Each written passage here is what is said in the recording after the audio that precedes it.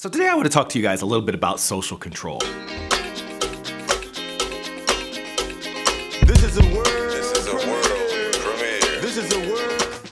One of the criticisms that I've been hearing from people is that, there are a lot of people who are unhappy about the way things are in our society. And so one of the first things that I hear from people is, well, everybody has the same rights. And to me, that seems to focus on this idea that rights are only these things that are conferred on us by our governing bodies, by the state. What I want to point out is a lot of the things that we may feel entitled to, or the ways that we might feel that we are able to behave in a society, don't have anything to do with what is legal. Sometimes it's really a matter of what is commonly accepted in a society. And then the question is, how do things become commonly accepted? So one's first response might be, based on people's general understanding of what is right and wrong. But I'm going to challenge that idea that some of the things that people feel entitled to do really have nothing to do with a real innate sense of what is, wrong.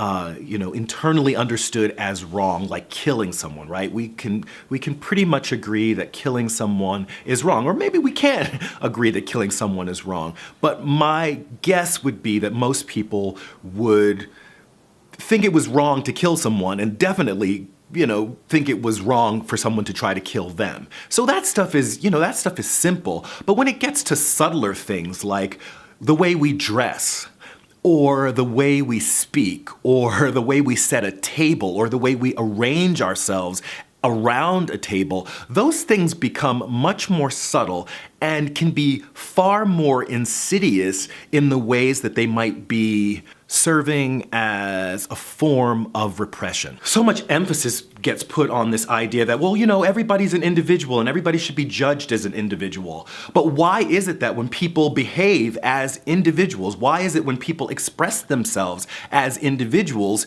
people who seem to people who seem to benefit and buy into this idea of the status quo get so offended, get so out of line, react so strongly, react in ways that push that person's way of being, way of thinking back down. They try to repress those things and get everyone behaving in a way that's considered normal. However, normal is defined. If it truly didn't matter, the attitudes of our communities, the attitudes of our families, the what would be considered generally accepted, if those things didn't matter, how would our society even hold together? So those reactions are key to a society being a society. That's not to say that it's always right the way these particular ideologies get disseminated, the way certain ideas about what is appropriate get handed down. Those things can sometimes be, extremely unjust.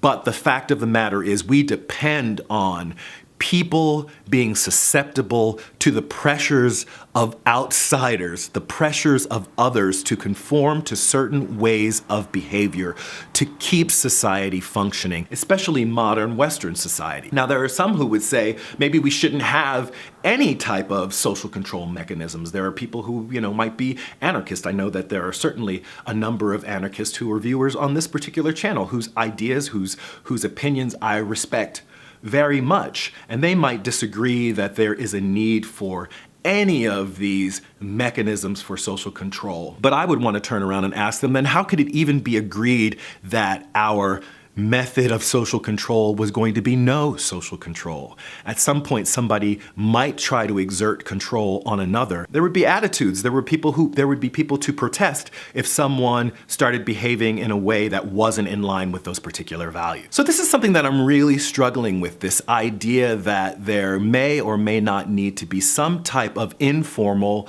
social control operating in a society. My bigger issue is, who sets the standards for those norms, those values, those beliefs, and that ultimate ideology, the undercurrent of that society, the thing that leads people to make those choices and to react in the ways that they do. When you're about to make that choice about what to wear or what to eat and what to say, and you catch yourself questioning. It may not simply be a matter of you not feeling comfortable or you not having enough of a sense of self or of willpower. You may be responding to something that is an extremely powerful force that is operating in our society, and that is informal mechanisms for social control. So when we talk about informal social control, we're talking about the ways that certain norms, values, beliefs are maintained in a society through the reward systems or the sanctioning system. And these things are, for the most part, informal, but there is agreement that happens within a society, and that agreement doesn't necessarily happen organically. Sometimes it is a dominant cultural ideology that is being imposed on the rest of society, and then the rest of us fall in line and do our work to maintain it. So on the side of rewards, it's the encouragement that people get when they do a certain thing, or the compliments that they get, getting good grades in school, getting a promotion at work. These are the ways that people are rewarded in society for maintaining that dominant ideology, those dominant norms, those values, those beliefs. And then on the other side, you have this sanctioning that happens. A sanction could be something as simple as a confused look at someone for doing something or wearing something that you feel is not in line with the status quo. Sometimes the sanction is more than just a look. Sometimes it's a comment that someone makes. Sometimes it's an insult. Sometimes it's being excluded from a group because of something that you've said or something that you believe. Some of the things that are being informally controlled by this rewarding and sanctioning that happens on a very social level are things that should be controlled. For example, walking up and punching somebody. You don't want to be approving of that. But sometimes the things that are being controlled have really nothing to do with what should be at the core of our values. For example, the way someone dresses. How important is the way someone dresses to the survival of the planet or to the content of their character? And of course, another factor is who is the person doing the rewarding and the sanctioning. Often that person is someone who's in a position of authority, and they may have been placed in that position of authority by someone who's part of the dominant ruling class. There are certain groups who find themselves targeted by this kind of informal sanctioning. And by informal, I mean it's not being administered by the state. So when a woman gets whistled at walking down the street, that's a kind of informal social control. When a non-white person or someone who looks like they are possibly working class gets followed around a department store because the assumption is they're trying to steal.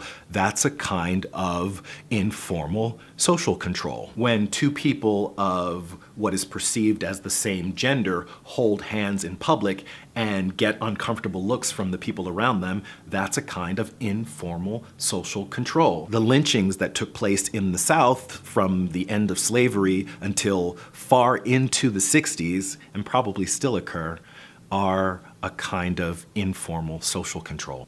So what do you think about this idea of informal social control in general? What have been your experiences? Do you agree with it? Do you think we should all be anarchists? Do you think things are exactly the way that they're supposed to be? Please leave a comment in the comment section, and who knows, I might even shout out your comment in another video. That's it for this video. Like it if you like it. Share, comment, subscribe. This is Reg signing off. Love yourself. Peace. And I love myself. The world is a ghetto with big guns and dick inside. I love myself. But they can do